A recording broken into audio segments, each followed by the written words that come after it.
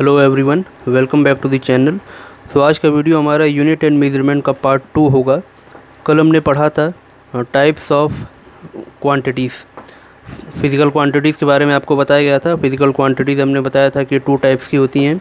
पहली fundamental quantity और दूसरी डिराइव्ड क्वांटिटी। फंडामेंटल क्या बताए थे कि फंडामेंटल ऐसी क्वांटिटी होती है जो बिल्कुल प्योर एंड ओरिजिनल क्वांटिटी होती है, और डिराइव्ड क्या होती हैं जिनको हम फंडामेंटल की मदद से डिराइव्ड करते हैं।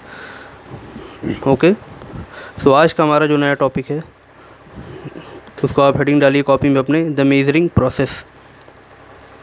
देखिए मेजरिंग प्रोसेस, इसमें क्या है, सिंपल, जब किसी भी क्वांटिटी को जब हम मेज़र करते हैं तो मेज़र करने के बाद उसको हम किस तरह से लिखते हैं, राइट करते हैं, वही है इसमें। तो बहुत एक छोटा सा एक फार्मूला है जिसको आपको लिखना है, Q is equal to N U where. अब यहाँ पर ये क्या क्या चीज़ें हैं, where Q is equal to क्या है, कोई भी क्वांटिटी, जैसे हम कह रहे हैं कि लेंथ, मास, टाइम, जिसको भी हम मेज़र कर रहे हैं, मेज़र करने के बाद उसकी वैल्यू जब हम लिखेंगे तो उसको हम कह रहे हैं Q। तो where Q is equal to any measure of physical quantity, any measure of physical quantity.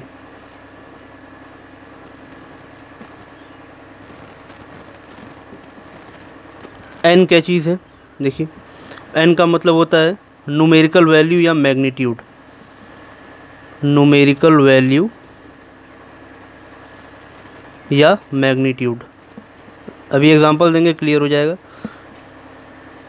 You क्या है, यूनिट, किस यूनिट में हम मेज़र करना चाहते हैं। यूनिट का मतलब मीटर हो गया, सेंटीमीटर हो गया, किलोमीटर हो गया, किसी भी चीज़ को मेज़र करते हैं तो हम यूनिट लगाते हैं, ऑब्वियस सी बात है। तो वो है यू का मतलब है यूनिट, ठीक है। तो Q is equal to N into U, इस तरह से हम किसी भी क्वांटिटी को मेज़र करने के बाद लिखते हैं। अब देखिए एग्जांपल देखते हैं, इसको समझ में आ जाएगा क्या है।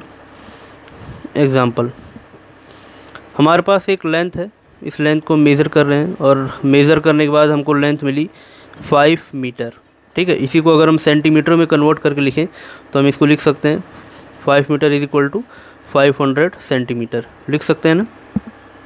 तो यहाँ से आपने देखा कि ये जो 5 है ये क्या है, यही है n। तो यहाँ पर हमने बताया है n का मतलब है मैग्नीट्यूड या न्यूमेरिकल वैल्यू n5, और ये जो मीटर लिखा हुआ है ये क्या है, ये u है। तो हम n इंटू यू लिखेंगे तो 5 मीटर लिख सकते हैं। उसी तरह से यहाँ पर आप देखिए, तो यहाँ पर ये जो 500 सेंटीमीटर है ये क्या हो जाएगा, n हो जाएगा 500, और यहाँ पर ये जो सेंटीमीटर है यानी कि यूनिट, ये u हो जाएगा। तो n इंटू यू, इस तरह से हम किसी भी क्वांटिटी को मेज़र्ड करके उसको हम लिखते हैं। तो यहाँ से एक चीज़ आपको क्लियर दिख रही होगी, देखिए मीटर और सेंटीमीटर में बड़ा कौन सा है, सबको पता है metre is greater than centimetre, ठीक है। मीटर सेंटीमीटर से बड़ा है, यानी यूनिट में ये बड़ा है, इससे दोनों को कंपेयर किया जाए।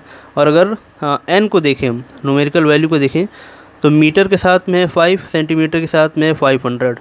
तो 5 जाहिर सी बात है छोटा है, 500 बड़ा है। तो यानी कि अगर आप ऐसे देखें तो मीटर के साथ में 5 ये छोटा है, और सेंटीमीटर के साथ में 500 तो ये बड़ा है। तो इससे क्या चीज़ समझ में आती है, इससे ये समझ में आती है कि मीटर के साथ यानी कि बड़े यूनिट के साथ में जो न्यूमेरिकल वैल्यू होती है वो हमेशा छोटी होती है, वहीं उसी क्वांटिटी की जो छोटी यूनिट है उसके साथ जो n होगा वो बड़ा होगा। तो आपने ये देखा कि अगर n बड़ा होगा तो u छोटा होगा, u बड़ा होगा तो n छोटा होगा।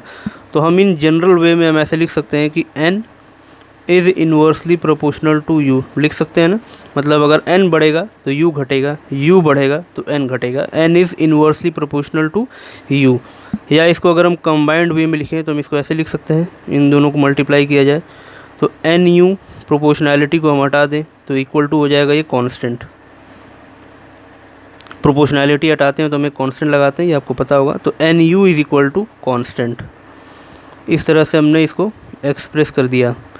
N U is equal to constant का ये मतलब है कि अगर कोई एक सिंगल फिजिकल क्वांटिटी हमारे पास है, उसको हमने मेज़र किया, मेज़र करने के बाद में अब भले ही उसको हम अलग अलग यूनिट, अगर हमारे पास एक से अधिक भी यूनिट है, अगर हम कहें कि हमारे पास इफ़ n1, n2, ये हमारे पास दो न्यूमेरिकल वैल्यू है, उसी तरह से दो यूनिट भी है, u1 and u2 are given.